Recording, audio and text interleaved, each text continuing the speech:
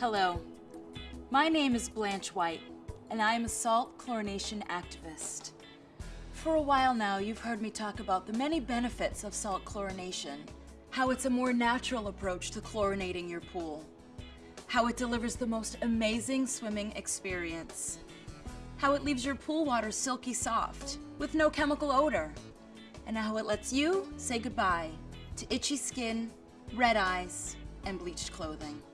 Well now, thanks to Salt and Swim from Hayward Pool Products, salt chlorination is not only affordable, but it's easy to install too. In this video, I'll show you how to install Salt and Swim in as little as 20 minutes.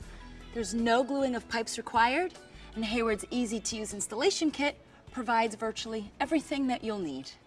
Before you unpack your Salt and Swim, make sure you have confirmed the following: that you have an in-ground pool with less than 25,000 gallons of water, that you have a 120-volt GFCI outlet available within 18 feet of your pool's equipment pad, that you have at least 10 inches of straight pipe between the last piece of equipment installed on your pool pad and your pool, and that your pool water is balanced and that you have added the proper amount of salt. Refer to the included Chemistry Quick Start Guide for information on how to prepare your pool water for Salt and Swim operation. If any of these prerequisites have not been met, your Salt and Swim may not be right for you. Contact your local pool professional for other salt chlorination options from Hayward. Salt and Swim includes the following components: a control box, a cutting template, a mounting template for the control box, mounting screws, a cell cap and cord, a strap wrench, a salt cell, a cell vessel and retaining nut, and two different nut assemblies, one for 2-inch plumbing and another for 1.5-inch plumbing. Each nut assembly is made up of 3 individual pieces: a compression ring, a collar, and the nut itself. The only other tools you'll need are a saw for cutting the pipe, a Phillips head screwdriver, and a drill. Before installing your Salt and Swim, you want to plan the location of both the cell and the control box. The control box should be installed within 3 feet of your GFCI outlet, close enough for the power cord to reach. It should also be installed within 15 feet of the cell itself. Most pool equipment configurations look something like this, where the water coming out of the pool travels through a pump, then a filter, and perhaps a heater before returning to the pool. Make sure that the Salt and Swim cell is installed after all of the equipment on your pool pad and before the water returns to the pool. Note that the cell can be installed in either a horizontal or a vertical configuration. Just make sure that the vessel is positioned so that the cell can be easily inserted and removed. Use the included cutting template to determine whether or not you have enough straight pipe available to install the cell. Turn off the power to your pool's pump. The control box is housed in a rain-tight enclosure that is suitable for outdoor mounting. Do not block any of the control box's 4 sides, since this could cause the unit to overheat. Mount the control box on a post or a flat surface using the included hardware. Use the included mounting template to locate and drill the fastener holes. Screw in the top fasteners, leaving a space of 1/8 of an inch between the screw head and the surface. Hang the control box on the top fasteners. Then, screw in the bottom fasteners securely.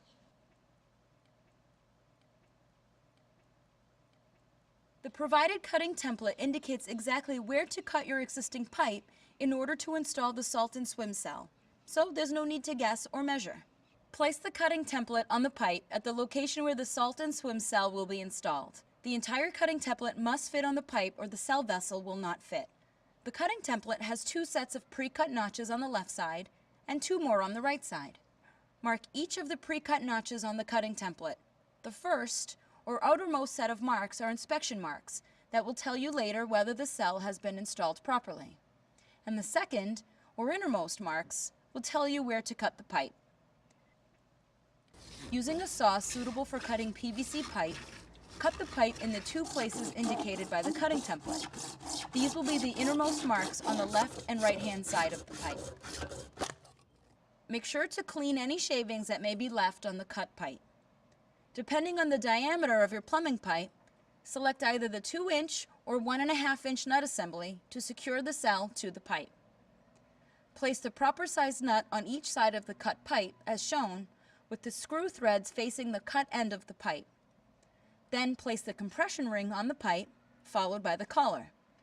Make sure you add the nut assembly components to the pipe in this order.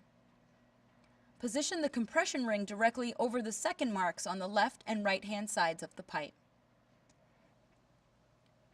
Verify that the black rubber gaskets are positioned on either side of the vessel.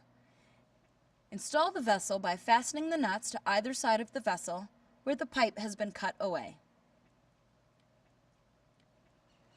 Hand tighten the nuts for a snug fit. Using the included strap wrench, tighten an additional 1/4 turn. If the vessel has been installed correctly, the first or outermost marks you made with the cutting template should not be visible. Verify that the O-ring is attached and positioned at the top of the cell. Place the cell into the vessel.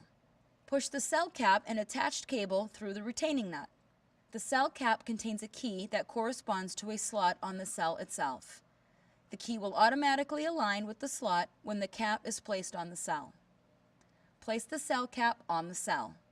Secure the cap to the vessel with the retaining nut. Hand tighten only. Restore power to your pump. Run the pump for 5 minutes. Check for leaks and then turn off the pump. Plug the line cord for the control box into an outlet. After being powered on for the first time, Salt and Swim will run a diagnostic routine which can take up to 30 seconds. During this time, various indicators may turn on and off.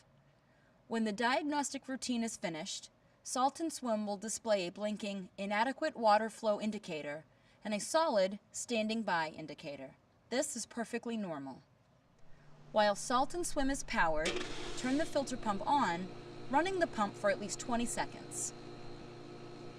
Turn the filter pump off and leave off for 10 seconds. Salt and Swim should now display a solid inadequate water flow indicator and a solid standing by indicator. Now you can turn on your filter pump and begin normal operation. See? It's so fast and easy to install, you'll have plenty of time to soak up the sun.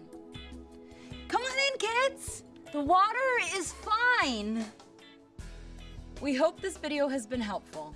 For additional information, please refer to the Salt and Swim installation manual or visit us at Hayward's service website. Start using your Salt and Swim today and see what a little bit of salt can do. Hayward Pool Products with Salt Chlorination. Live free, live clean, live clear.